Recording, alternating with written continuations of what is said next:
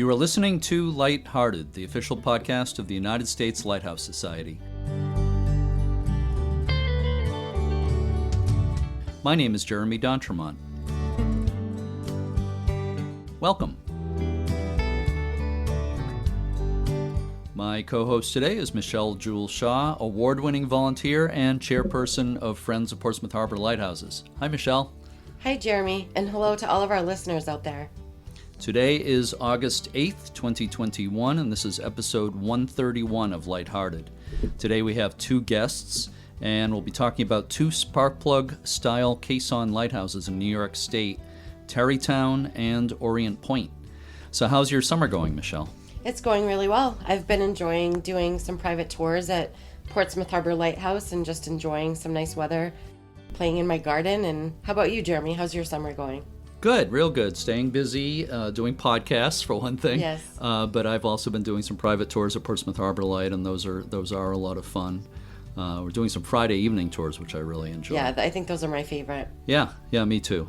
So as anybody who listens to this podcast on a regular basis probably knows, you're also a teacher. We've certainly mentioned that a number of times. We haven't really gotten into it. So when does school start for you? School starts the last Monday of August, so it's coming right up in just a few weeks. Oh boy. Yep. Is that a good thing? It is a good thing. I'm ready to get back to a normal routine again, I guess. Yeah. So again, our listeners know that you're a teacher, but they don't know what kind of a teacher you are. Can you explain a little bit about what you do? Sure. So I'm not technically a teacher yet. I'm a paraprofessional. Mm-hmm. I work with special education students, but I am in school to get my teaching certification, and I just have 2 classes left. So next year at this time, I will be in a teaching position, and I haven't decided if I'm going to stick with special ed or if I'm going to be an English teacher. Okay. So, and this is in middle school? Yes, middle school. Definitely middle school. Yeah, that's a good age. Yes, I like that age. The 8th graders are I love that age. Uh-huh. Great. So, Michelle, has anything interesting happened on this date in lighthouse history? Well, actually, yesterday's date is one of the most important in lighthouse history. August 7th is considered National Lighthouse Day because on August 7th, 1789, the United States Congress approved an act for, and I quote, the establishment and support of lighthouses, beacons, buoys, and public piers, end quote. August 7th, 1989, the 200th anniversary of our federal lighthouse service was proclaimed National Lighthouse Day by Congress and President Reagan. Right. Unfortunately, Congress has not declared August 7th as National Lighthouse Day permanently, but many lighthouse organizations around the country do things to celebrate the day. Also, on August 8th, 1937, the American actor Dustin Hoffman was born in Los Angeles. He once said, and I quote, "There's a rebirth that goes on with us continuously as human beings. I don't understand, personally, how you can be bored. I can understand how you can be depressed, but I just don't understand boredom," end quote. As I mentioned, we're going to talk about 2 New York lighthouses today. A little later, we'll be talking about the planned restoration of Terrytown Light on the Hudson River, but our first subject is Orient Point Lighthouse.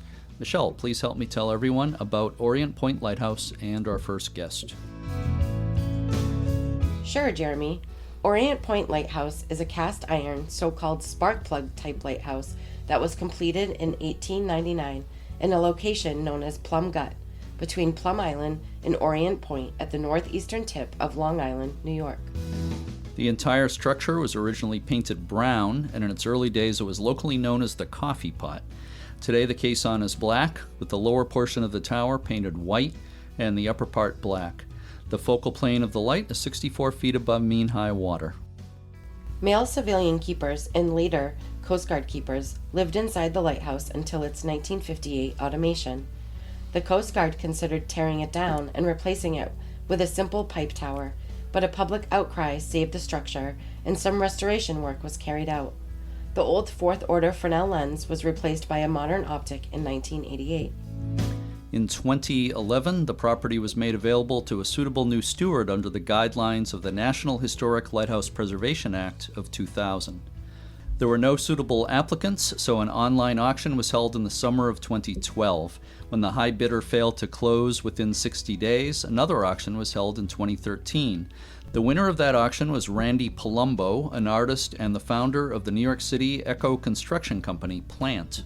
A graduate of the Cooper Union School of Art, Randy Polumbo's work has been exhibited nationally and abroad and is in the collection of the Museum of Old and New Art, or MONA, and many galleries and private collections. His Grotto installation at MONA is a sparkling silver room that MONA calls the selfie capital of the museum. He is also known for his lodestar sculptures that have been displayed at places like the Burning Man and Coachella festivals. Over the past few years, he has transformed the interior of the lighthouse into an artist's residency. He's added kitchen and studio space complete with outlets, USB ports, appliances, and a bathroom. He's installed a spinning, glowing sphere on the watchroom gallery of the lighthouse and a colorful grotto inside, which he calls a walk-in kaleidoscope. Randy plans to make the lighthouse available for artists, writers, and composers who want to be, I quote, lost at sea for a week or more, end quote. I had the pleasure of speaking with Randy Polumbo recently. Let's listen to that now. I'm speaking today with Randy Polumbo, who is at his home in New York City and is the owner of the Orient Point Lighthouse in New York. First of all, thank you so much for being with me today, Randy. I really appreciate it. My pleasure. Thank you. What you're doing with this lighthouse is fantastic. I'm really interested in talking to you about it. But let me ask you first, before you bought this lighthouse, were lighthouses on your radar? I had climbed around in a few and admired them, but not really thought of them in any serious way. The way I wound up at Orient is I was working on an art project that involved scavenging large amounts of giant empty fuel tanks, specifically cylindrical ones with big rivets on them. And I was on a bunch of different government websites late at night trying to find things that were being auctioned off that kind of fit those criterion. And I clicked on something cylindrical and gigantic and rusty and inexpensive. I thought, oh, that's a good one. And it turned out to be the lighthouse. And then I just couldn't stop reading about it. I read a bunch of historic stuff. I read all the condition reports and scary pictures of the rust and the missing chunks. And the starting bid at that point was $5,000. So I sent my check in the morning and off we went. You are also the owner of a construction company, an eco construction company is described as. Plant? Is that the name of the company? Plant, indeed. Mm-hmm. Yes. I've been building super high-end residences in New York City for over 30 years. I think it's over 35 now, everything from loft apartments to erecting new penthouses on top of buildings, and a lot of old townhouses, sometimes tearing the back off and making kind of futuristic curtain walls up the back and sculptural stairs and elevators, and then keeping some of the old archaeological parts as well. It's part of what I love about being in New York, kind of mixing the futuristic and the ancient. What struck you to bid on the lighthouse? What was the appeal for you?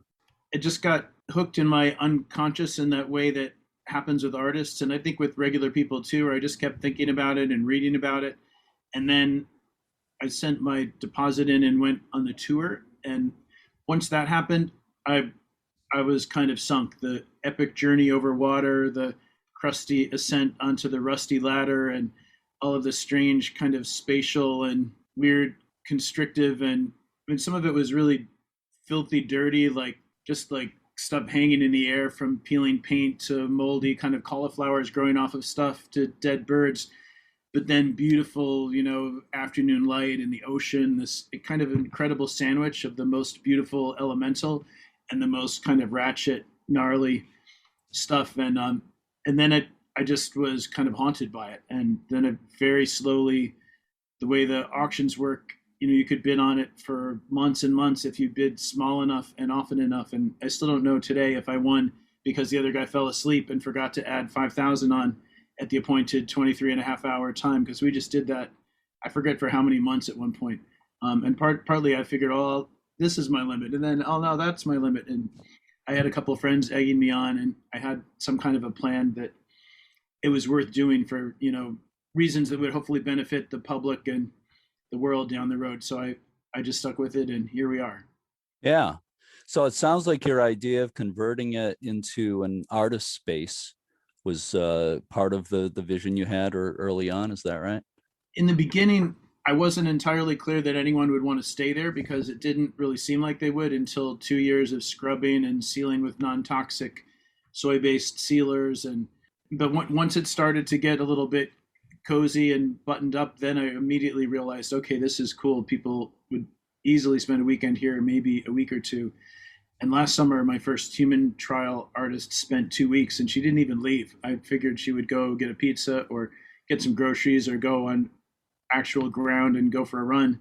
But she did like martial arts on the wraparound balcony and yoga, and she only left to go on Captain Bob's boat and go fishing a couple times for fun. Wow. Yeah, I was reading about her actually. Is that Erin Currier you're talking about, the Yes. artist? Yeah, I was just reading an article about her, and had a picture of her, and it showed a beautiful sketch of the lighthouse that she did. And she's quoted in the article as saying that you were, quote, gripped by a higher poetic madness, unquote, to restore the lighthouse. I thought that was a fantastic quote, so I had to mention that. And sometimes I've said this to people before. I think sometimes it takes someone who's maybe a little crazy to buy and restore a lighthouse. Crazy in a good way, though. Crazy in a creative way, I would say. What do you have to say about that quote, a higher poetic madness? That's incredibly kind and generous. That's part of the wonder of Erin. She draws and paints everything a little more beautiful and curious and wonderful than it is, and she describes things very generously, and people also. But I think that's true, because if I had even listed what I've done already and said, okay, that's my plan, I would have shaken my head and said that's ridiculous. But incrementally, just kind of ratcheting up to the next thing. Well, am I going to lug this refrigerator up that ladder? Am I going to bring 3 big toolboxes and a wind turbine and whatever? Yeah, that'll do. And then it just kept growing and growing, and then whatever couple of things were on the list. And now it's actually cozy in some aspects, and people, pretty much everyone seems to enjoy it. There've been 8-year-olds up there. There's been an 85-year-old up there.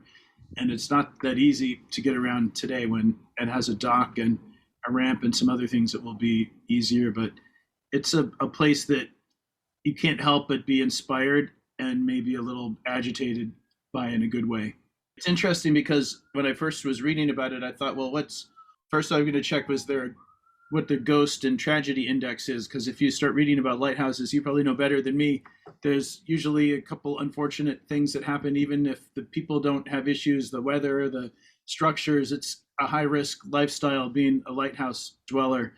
And the number one cause of death seems to be some version of, I have to get the heck out of here no matter what. And they paddle off in their little dinghy in a squall, or they try to get home for Christmas, and when it's 4 degrees out, or some version of kind of cabin fever or claustrophobia or lighthouseophobia. And I think conversely, the opposite is true. You can get there and think, wow, this is the best place in the world. There's the ocean in every direction, and you can't possibly miss the sunset or the sunrise. You can see who's coming. Right. Alternately very safe and comforting about it, but then there's also something very exposed and kind of crazy and vulnerable about it. And that, again, it's like that sandwich of extremes. I don't know where else that exists, maybe in outer space or something. Yeah, well, that's such a great description. I love that. And I think an isolated lighthouse like that, though, what's wonderful about it and what's terrible about it is the isolation. It's both wonderful and terrible at the same time. Other than Erin, what's the response been so far from the artist community? And I'm sure, before you answer that, I'm sure the pandemic has obviously played a role in that in the past year and a half. I had an amazing kind of social practice artist who was going to come and mostly write and also do his his isolation period during the prime pandemic, and then he wasn't able to get into the country. So it seemed like it would be a great pandemic workstation for people that need to put in their 2 weeks without being near anyone. So you wouldn't have to check their cell phone or have them fill out the logbook or anything. But considering that it hasn't been advertised really in any fashion and it's not really open, I probably have 100 people who have expressed interest, from scientists to engineers to painters, writers, a composer, some performers, and everyone is interested in seeing it, which I'm excited about having it just be open to the public some amount of the time. But I'm especially excited about letting people who created things there present them, so people can go see what somebody would want to go be stuck at the lighthouse for a week or 2 weeks making. So in my fantasy world, Erin would have been able to have a little show if there wasn't a pandemic, and people would come out and see what she was working on and ask her questions, and we'd have a picnic. And I have a friend, it's top secret and kind of under development right now, but an Orient local who's taken an interest in it, who I think might start bringing people out soon, who knows the waterfront and boats and the whole town up and down. And I'm excited about, again, the kind of the mixture of people from far away, locals, the ancient nautical, and then the weird, techno futuristic, just created, and then mixing it all together. Oh, that's really exciting to hear that you're thinking of having tours available, because I'm sure you know that lighthouses of that type, caisson, so-called spark plug type lighthouses, it's very rare to have a chance to tour those. It is still an active aid to navigation, right?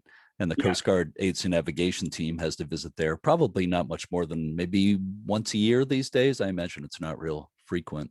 Is that about right? They might come there once a year to check on things. When I first got it, they still had these 1980s era batteries that were the size of a small refrigerator, and they had to be topped off with a turkey baster every month with distilled water. And they had this elaborate procedure, which was necessary for safety. And then maybe 2 years ago, they switched to a couple of kind of standard truck batteries, and they put in a third illuminator since I've been out there. And that one seems to be completely administered from New London. There's a little radio antenna, and I think they do everything through a data connection, but I guess if they have trouble or they need to, they would come out. I haven't seen evidence of them for a long time, but they're super neat, and they're organized and incredibly competent. So they're wonderful neighbors. Half the time I couldn't even tell if they had been through, and I would just look and make sure their batteries were okay. Have you heard anything from the Coast Guard? Did they have any reaction to the kind of unusual work you've done in the interior of the lighthouse? I'm sure, the aids to navigation teams go through a lot of lighthouses, and I'm sure I've never seen anything quite like what you've done. It's actually been pretty quiet. My favorite interaction with them is when I first got out there. I got a phone call from Plum Island from someone out in charge out there, and they said, we just called to give you our number and to get your number so that we both have each other's number in case either of us needs something in the future. We should have each other's numbers. And I said, wow, I'm really flattered. That's very kind and generous of you, because I have a couple buckets, some duct tape, some drinking water with algae in it. And I know you guys have like 2 hospitals, a couple of ferry stations, 2 lighthouses, a whole fleet of boats. I think they were just being nice in case I got in trouble. And they've been super helpful. And they have, I guess there's a lot of other stuff going on around there. So there's often activity. They mostly haven't had anything to say. At one point, they asked me to change the lighting on the rotating orb on the top level because they felt like it could be a confusion to navigation. I did that, and then I wound up just turning the lights off because I didn't want to cause any trouble. But to begin with, the only side that was really illuminated was the one pointing back at Orient. So to really see it well, you would have to be in the rocks. The lighthouse was designed to protect you from being stuck on. So I certainly didn't want to cause any trouble. I also haven't really done that much work. I've mostly fixed things that were broken and, put a table and some odds and ends. But someday when I think when the structural work begins, and then that'll be a long haul that I guess we'll all be involved in because all the government agencies weigh in at different points. I've been working on trying to get a dock and a couple more pilings so it's not so treacherous to drop people off and pick them up. I think that might be a year project just to get permission to put one piling in, but we're working on it. Yeah, good. Speaking of that, you mentioned a few minutes ago that just going back and forth to a lighthouse like that can be kind of inherently tricky, let's say. Do you have boating experience? That's something I've actually never attempted to do, and I don't think I will anytime soon. Maybe if I won the lottery and got one of those rescue boats that has the rubber skirt around it so that you can't really sink yourself, but the riprap, the big rocks that it's sitting on, is kind of shaped like a big dinosaur mouth. And then the rocks on the interior, if you look at them from a drone or from the air, it almost looks like the toothsome jaw of a big dinosaur or something. And you can imagine, I know someone who does water rescue in Orient, and they rescue a lot of people there that are just looking around, and the surf or the tide pushes them up in the rocks, and then you could wind up sunk in really just seconds there. There's a couple of big rocks that are in the middle where they're not supposed to be. So someday when I get heavy equipment out there, we'll pull those out. I only ever go with Captain Bob Ruschetta, and I met him through the GSA when he was giving the tours and taking the bidders out. And he has this kind of largish fishing boat for what I would think you would go in there, but he goes in like a ballerina. It's a pretty simple setup with two big outboard motors. There's occasionally times when we can't even go at all, but otherwise he always just kind of goes in and then holds it there. Every once in a while we stick a pipe on some rocks or something, but he makes it look so easy I wouldn't want to try. If I sunk there, I don't know if he would rescue me. He probably would make fun of me really badly before. Nothing really phases him. One time we were going in kind of bad weather and I really needed to go for some reason. He was going, it was just he and I. Usually he brings a real mate because I'm useless, according to him, which is pretty true. He had this big Batman hook that he often uses to just go on the ladder and then he'd cleat it down. And it had stainless steel prongs the size of my thumb.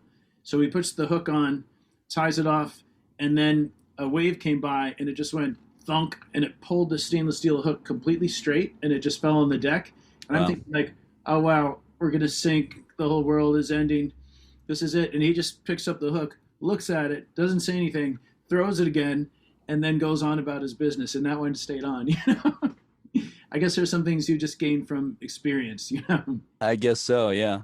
Well, I'm kind of in the same boat, so to speak, as far as people are surprised when I spend so much time at lighthouses, they're surprised when they find out I don't have a boat. I don't drive a boat or anything like that. I let people who have much more experience at that do it for me. It's much safer that way.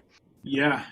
That area outside of Plum Gut too, it's funny. I know people from Orient that kayak and scull and paddleboard there, but you see little boats going by, and there's this kind of plume of water that looks like a unicorn horn going to Connecticut, where I guess the Plum Island and the Sound come together, and the current is so strong. They say that if you're hip wading fishing from Orient and you fall in, you wind up in Connecticut in 5 or 10 minutes, usually not alive.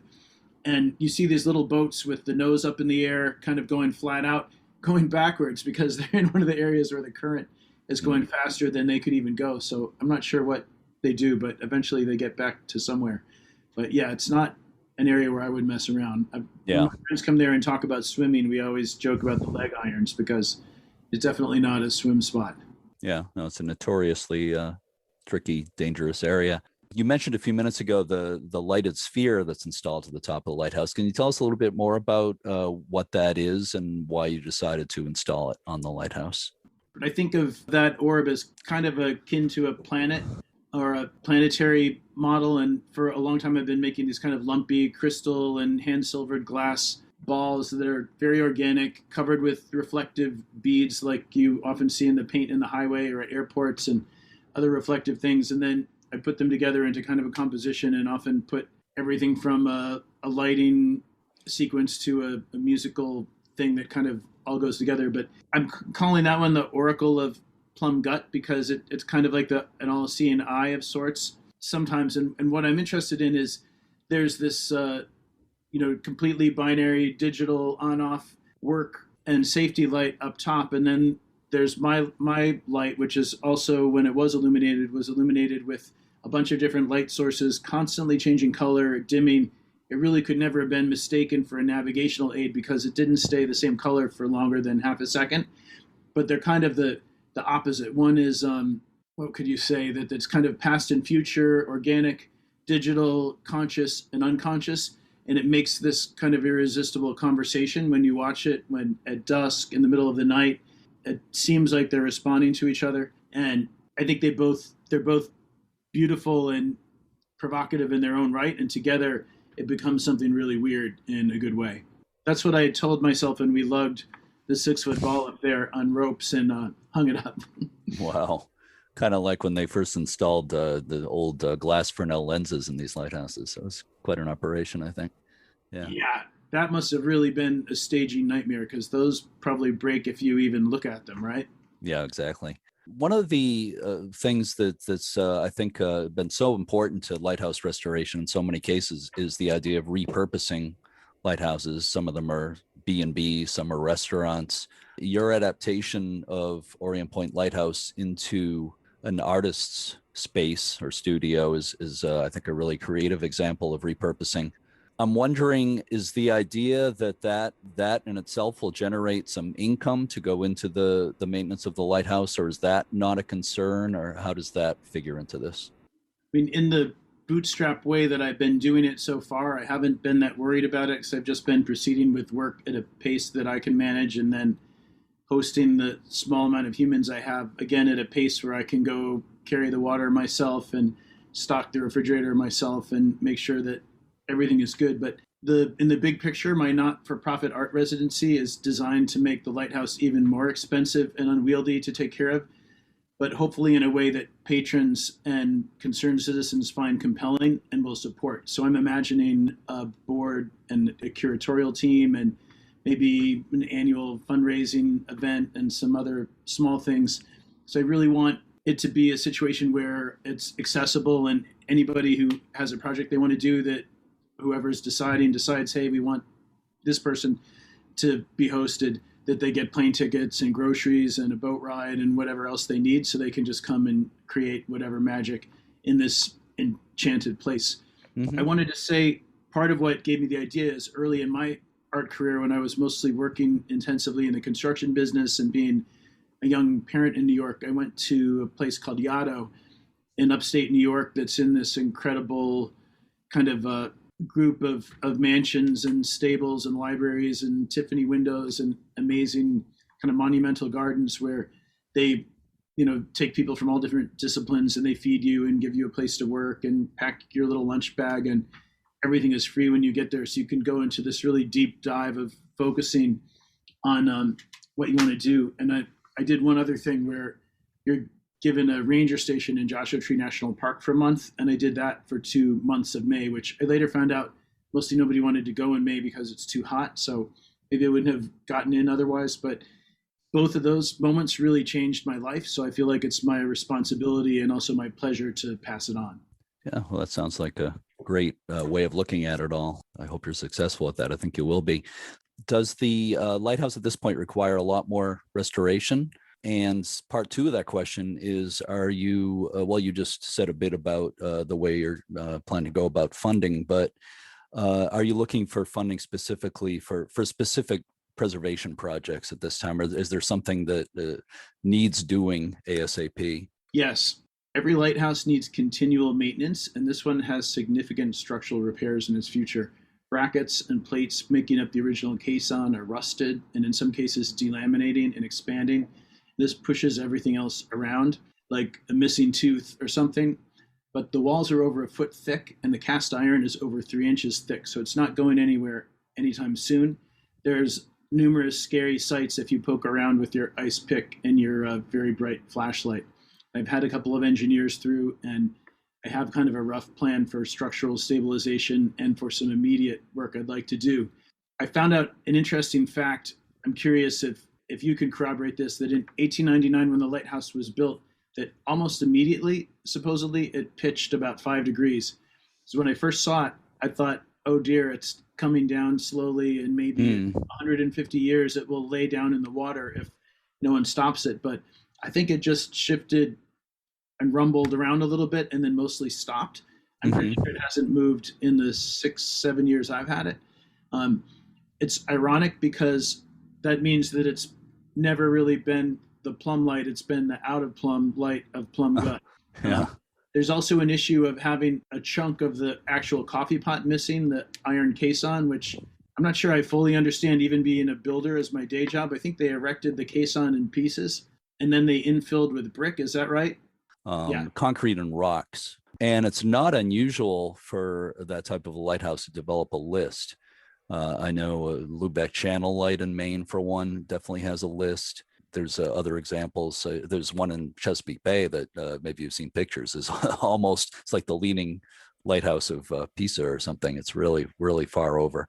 But as you said, hopefully it settled early in its history and hasn't moved since then, I hope. Yeah, when you think about the large amounts of weight involved, I guess the only thing that's really frightening is the power of the ocean. Because I've noticed since I've been coming out, there's rocks bigger than a car that are moving all the time. But I guess it also is about time scale. Like if you think about it, sand is bigger rocks that ground down over really long periods of time. So if you sped up our lives to like 100 times how fast they're going, we would be like a fly that went by in a day, and you could see rocks turning into sand and other things changing. Yeah, the ocean it's quite formidable. So anyway, eventually I want to figure out this caisson situation. The Coast Guard did one repair where they built kind of an extra radius of pieces of steel, and then they poured a little bit of concrete, but that was actually deemed a failure right in the condition report when I bid on it. So I knew that wasn't necessarily going to help it. But then I also have questions as a practical bootstrap carpenter kind of guy, if, maybe it would be better if it didn't have a chunk missing, but is it really going to go anywhere? I doubt it. I wish they had Rust-Oleum back in the day or other things like that. I think I'm actually more worried about the rust between some of the plates where it's hard to get at. Yeah. I think with the right engineer and hopefully some volunteers and some experts, that I think it should be able to be stabilized so it's around forever, because it seems to me to be incredibly overbuilt, and the issues are pretty minor if they're arrested in some reasonable amount of time. So you mentioned volunteers a second ago. Do you have volunteers, and or are you looking for volunteers to help out with various projects?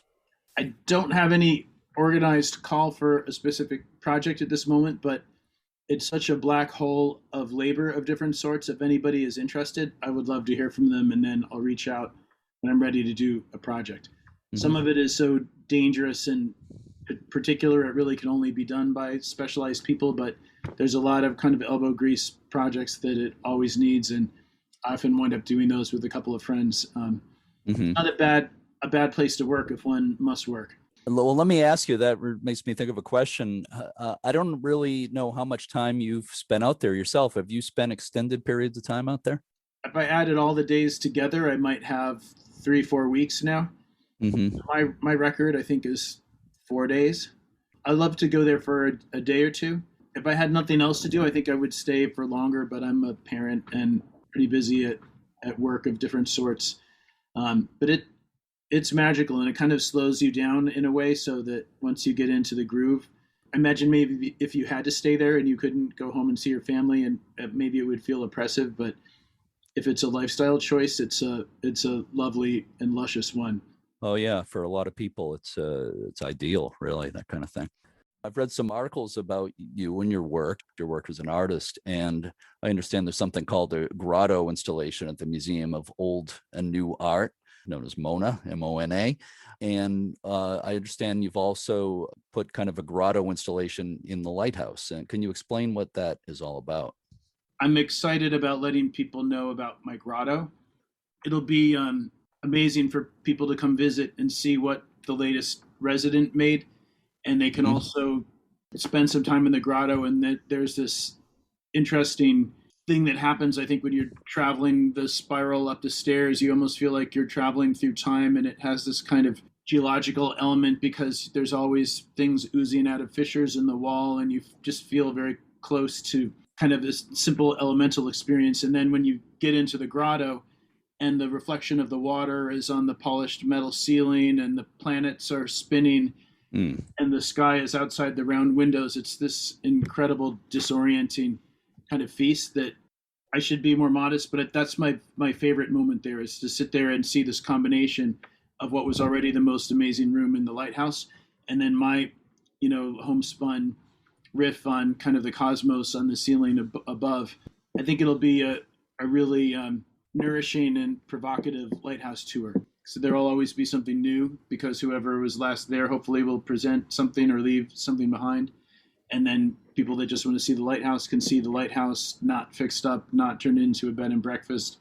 And then the grotto is this kind of weird, surreal experience. And then up one from there is the actual light. So it's this great journey through different levels. Maybe it's like the opposite of Dante's descent into the inferno, but going towards the light, right? Right. Huh. So I have one final question for you. And of course, this one is for bonus points. So I hope you've got your number 2 pencil sharpened and ready. What has been your favorite thing about owning a lighthouse? There's something about the lighthouse that feels almost like a camera with a weird, surreal lens.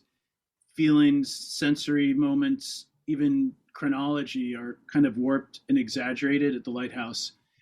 This acceleration is something I strive for in my immersive sculptural work, and how lucky to have it built into this incredible structure. Also, I especially love people's reaction to my polished aluminum and glass grotto that I created for the site. The combination of archaeological shell, rusty portholes, and elements with techno-organic profusions of flowers and surreal reflections is especially synergistic. The grotto might appear to aliens in the future to be the lighthouse's response to my invasion of this aged and powerful space, not unlike a pearl or mother of pearl coating arising from some crunches of sand in a giant oyster.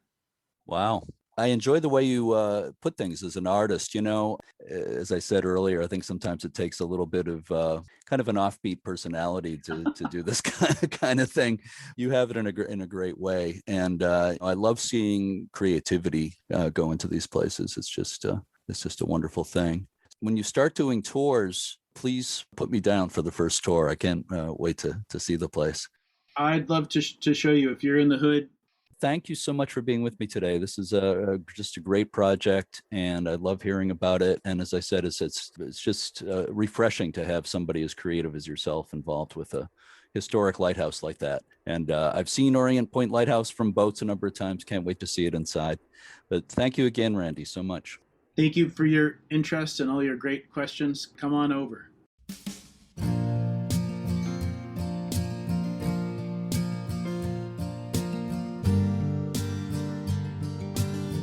You can learn more about Randy Polumbo and his work at palumbo.com. That's POLUMBO.com. And you can learn about Randy's company, Plant, at plantnyc.net. That's PLANTNYC.net. It was really interesting speaking with Randy Polumbo. I love hearing about creative repurposing of lighthouses. So next we're going to talk about Terrytown Light on the Hudson River in New York. The Terrytown Lighthouse went into service on October 1st, 1883, about 20 miles north of New York City on the east shore of the Hudson River.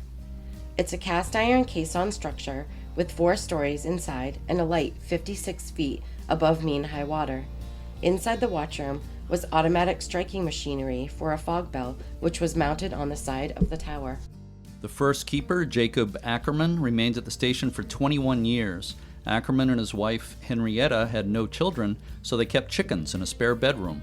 The Ackermans spent their 50th wedding anniversary in the lighthouse trapped by ice floes. When he retired at the age of 78, it was estimated that Ackerman had saved 19 people from drowning. The Tappan Zee Bridge, spanning the Hudson River at its widest point, was completed in 1955. The bridge, with powerful lights and a foghorn on its center span, rendered the lighthouse virtually obsolete. After years of abandonment, the lighthouse was acquired by Westchester County at the urging of community groups and historical societies. After some renovation, it was opened to the public in 1983. The lighthouse has again fallen into disrepair in recent years, but Westchester County recently announced a major restoration project. Westchester County is led by County Executive George Latimer, who took office in January 2018 as the 9th County Executive. I had the pleasure of speaking with George Latimer a couple of weeks ago about the upcoming restoration. Let's listen to that now. I'm speaking today with George Latimer, who is the County Executive for Westchester County in New York. And we're going to be talking about some exciting new plans for Terrytown Lighthouse. Thank you so much for joining me today, George. I really appreciate it. Pleasure to be with you, Jerry. First of all, let me ask you, I know it primarily as Terrytown Lighthouse, but I've also seen it referred to as Sleepy Hollow Lighthouse. I don't know if one or the other, you consider one more correct than the other, but what do most people refer to the lighthouse as, do you think? Usually as the lighthouse. This is where you'll get your master's degree in local government once I finish the explanation, because a lot of these things are based on jurisdictions that people don't really think in terms of every day. There are 2 villages that sit side by side, Tarrytown and Sleepy Hollow. A number of years ago, Sleepy Hollow's original name was North Tarrytown and North Tarrytown. Mm-hmm. And North Tarrytown changed their name to Sleepy Hollow because it was the location of the where the Ichabod Crane story was placed, and the high school mascot is the Headless Horseman and all that. So the park itself that the lighthouse sits in and the lighthouse itself sits in Sleepy Hollow. Mhm. But because it was North Tarrytown, and it's on the border, the Tarrytown North Sleepy Hollow border is right there. It was always referred to as Tarrytown historically. Right now, we're not going to rename the lighthouse. We're going to fix it, but the logic of tying it into that Ichabod Crane, Sleepy Hollow image of that community makes a lot of sense for tourist purposes. I don't think people are going to come from miles around to see this lighthouse as they might Barnegat or the one on Hilton Head or some of the other great lighthouses. But, to tie in with other features that are there. We have some historic homesteads in the area. We have the old Dutch church, the Rockefeller Estate, Kykett is not far. So if somebody came to spend a day, see a few sites, have lunch, perhaps the lighthouse would be part of their visit. Sure, that all makes a lot of sense. I'm sure most, if not all, our listeners are quite familiar with the Sleepy Hollow stories, Washington Irving, Ichabod Crane. They're certainly a great part of Americana, American literature. So recently, just in the last couple of weeks, you announced a pretty substantial plan to rehabilitate the Terrytown or Sleepy Hollow Lighthouse. Can you tell me what the basic plans are for that rehabilitation project? Well, let me start by saying that the lighthouse really has been neglected for a long period of time. I've been in office 3.5 years, and we inherited what we think would be a number of different important public facilities that should have been and could have been renovated and were not. Some of them needed work in a more dire straits. Historic homestead, the Miller House, would collapse if we didn't do it. The lighthouse had enough structural stability to survive a little bit. So what we've announced now is to try to pick up after all of these years of neglect. It is officially a $3.4 million project, and it really intends to stabilize the structure and stop further deterioration, and then make it available for visitors to go in it and see it, walk to the top and all that. Mhm. The work that has to be done is almost this normal grocery list for any old structure that has been neglected. So we have to repair and repaint a host of different things. The windows and doors. There are cracks in the cellar and in the caisson area. We have to replace the caisson cracks with stitch plates. We have to clean the foundation masonry, restore interior plaster, restoration of the wood floors, reconstruction of the landing area between the bridgeway and the gangway, the bridge and the gangway, which gets you in. Have to put a new security gate on the mainland side of this. And of course, electric and exterior lighting. It's a heavy duty grocery list. There's exterior cast iron, and that's essential to fix as well. So it is it's not a expansion of the building. It is not sort of repurposing it in a different way, but it's bringing it back to a normal, good quality. You could walk inside, walk through it, have lighting, have, the integrity of the walls and all those things in place. That sounds great. A lot of those things are things that happen pretty commonly with caisson lighthouses, cast iron lighthouses, like problems with the caisson cracks and things like that. So I'm not surprised to hear the laundry list or whatever that you're talking about. As we do the project, anything can happen, and construction projects like this may uncover additional needs, additional problems. And we do find that. I think the political will exists to spend a bit more if necessary. We don't want to spend it, but if there is a need to go beyond the 3.4 million, I believe there is a desire to do what it takes to get it fixed. About how long is the project expected to take? Well, if we get the benefit of good weather, and who can predict that, we would open it roughly 12 months from the construction start, and the construction start would come sometime between now and the end of the year. So if you want a hard opening date, I'd say, the end of 2022. Now, any of the exterior work is going to be done in good weather. We have good weather now, and we'll have good weather next spring and summer, which is still part of the construction cycle of this. If we get to the fall a year from now, then whatever interior work has to be done could be done without worrying about the season or the weather. But weather permitting, end of 2022, year and a half, a little less than a year and a half worth of work. That would be my guess.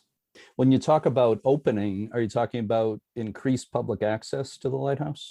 Yeah, we're going to encourage tourism. And as I mentioned a second ago, there's a lot of things in this immediate area that represent tie-ins. They're a little bit different purposes, but I mentioned there's historic homesteads. Phillipsburg Manor is part of the historic Hudson Valley sites that are there. It's not too far away from this. We have the Old Dutch Church, which is, and that was referenced, I think, in the Ichabod Crane story. It's a beautiful building, beautiful stained glass. We're not far from the Rockefeller Estate at Kykuit and the Rockefeller State Park that's around that. So you definitely want to visit that if you came here. Behind you, you have the new bridge that's been constructed across the Hudson to replace the old Tappan Zee Bridge. It's a pretty impressive bridge, the Cuomo Bridge, and that bridge has a walkway along the side that's very modernized. Bicyclists and people who want a good, healthy, long walk can do that. So that's nearby. We still have a project ahead of us, and that is to continue to work on completing the river walk along the Hudson River. Ultimately, our plans, it's going to extend longer than I'm in office, but would be to create a path that you could start out on the Bronx border and walk the full north-south distance along the Hudson River. Parts of it are in place, parts of it are not. And we're going to be working on trying to do the engineering studies for the portion that goes under the bridge, because we're going to have to extend out over the river to do that. But when that's done, this, the walking path or the bicycling path, whatever, however people use it, it's going to go right past the lighthouse.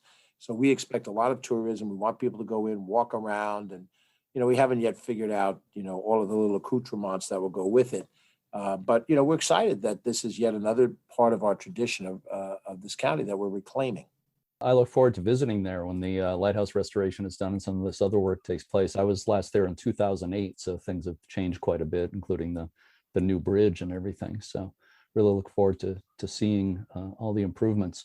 So why do you think this project is important to the community there, Terrytown and the county, Westchester County?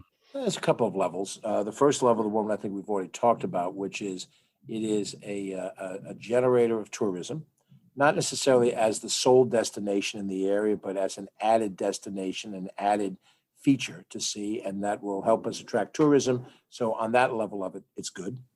On the second level of it, I think it's capturing a portion of our past when, these lighthouses existed everywhere.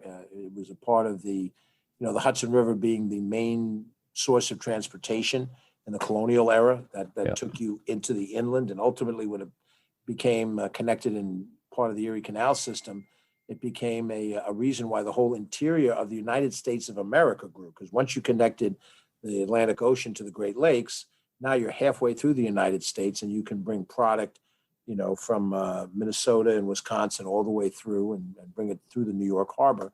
And this was a lighthouse that existed as part of that safety process. So you're touching, in addition to something that has an iconic status for us, it's really something of history as well. And I think we're proud of that history. And then also the Kingsland Point Park, which wraps around it, and the new complex that's going up for townhouses nearby, this enhances the value of that. And I suspect, people who look to move to Westchester do so looking for added value in sort of intangibles, things that represent creating an ambience that makes them want to live there.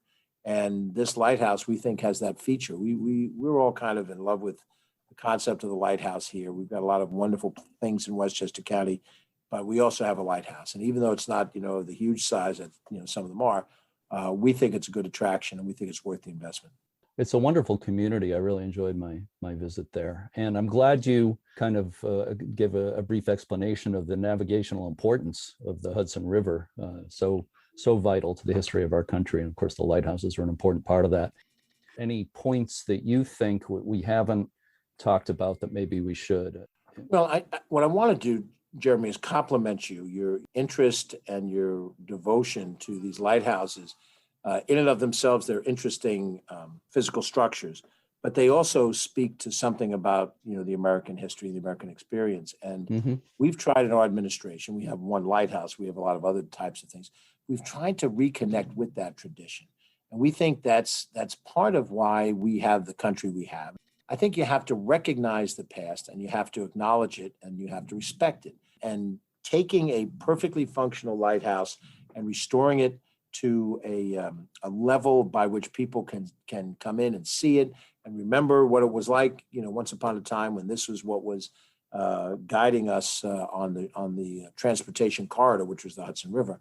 All of that is important. These things were bequeathed to us, those of us in office today, those of us who live in Westchester today. These good things were bequeathed to us by our grandparents and our great-grandparents, and we show them honor and respect when we restore them. There's a sense that, I want to, crystallize or liquefy whatever resources I have now and live the best life I can live now, and the lowest taxes and the most advantages. But we've got to protect things for the future. There's got to be a little kid born now that will grow up to maturity and be able to see that lighthouse and learn how to connect with the past of this nation. Otherwise, if we don't connect to the past of this nation, we lose our traditions, we lose all rooting, and everything becomes the here and now of the moment. And we've got to fight hard to try to protect our connection to that past. Beautifully said. I can't improve on that. You summed it up really nicely there, the historical importance of the lighthouse and all historic structures anywhere, really. George Latimer, I want to thank you so much for spending this time with me today, and I want to wish you the best with the upcoming restoration of the Terrytown Lighthouse. And again, it's a beautiful community around there. The larger county area is just a really nice place to visit, and I recommend to our listeners that they check it out. Maybe wait till the lighthouse restoration is done or not, but it's going to be exciting when you increase public access and open up that lighthouse too. Really looking forward Jeremy, to that. I don't know where you call home, but if you can make a commitment when we do the grand opening of this lighthouse, when it's fully done, we cut the ribbon, I'd like you there. I'd like you to be a part of it. And I'd like you to be one of the first people to say, I saw the renovated lighthouse. So I don't know if you can make that commitment today. Do your best. I will absolutely do my best. I'm in Portsmouth, New Hampshire, so I'm not exactly real close, trip. but I live right next door to you. I live in Rye, only I live in Rye, New York, not Rye, New Hampshire. So. Oh, okay. Right. Yeah. When I think of Rye, New Hampshire, but I've certainly been through Rye, New York too. Yeah. Well, again, thank you so much, George. And I wish you all the best with this project. And best to you too. Thanks for giving us a chance to talk about our lighthouse.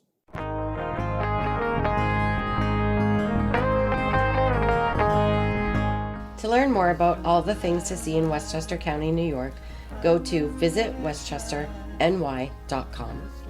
I'm really hoping I can take George up on his invitation and be there for the rededication of the Terrytown Lighthouse. It's been too long since I've been in that area. Thanks again to our guests, Randy Polumbo and George Latimer. And thanks to all the members, volunteers, and staff of the U.S. Lighthouse Society around this country and the world. To learn more about the Society, check out uslhs.org. Remember that donations and memberships support this podcast. I just want to mention that we are recording at the famous Bluefish Boulevard recording studios here in Portsmouth, New Hampshire, which doubles as my home. And as we've been recording, got some crows cawing outside. It's raining a bit. We got a plane flying over. So it hasn't been the quietest afternoon. I don't know if any of that's coming through the mic, but it's still nice to be recording in person rather than using Zoom or Zencaster or the other ways we've been recording over the past year or so. And Michelle, remember early on we used to record at the study rooms at the Portsmouth Public Library. Yep, I do remember that. It was very quiet there. It was a little too quiet, I think, but kind of stark, but you didn't have crows cawing and all this other stuff. But anyway, hopefully it's not coming through the mics too much here. So a big thanks to everyone out there who's involved with the preservation of lighthouses or any kind of history. We are all on the same team. The American fencer and Olympic medalist Peter Westbrook once said, and I quote, "So much of our future lies in preserving our past," end quote. In next week's episode, we'll be talking about the Currituck Beach Lighthouse on the Outer Banks in North Carolina. As always, thanks for listening and keep a good light. I'm gonna let it shine out in the dark. I'm gonna let it shine out in the dark. I'm gonna let it shine, let it shine, let it shine, let it shine. This little light of mine, I'm gonna let it shine. This little light of mine, I'm gonna let it shine. This little light of mine, I'm gonna let it shine. Let it shine, let it shine, let it shine. This little light of mine, I'm gonna let it shine. This little light of mine, I'm gonna this little light of mine. I'm gonna let it shine, let it shine, let it shine.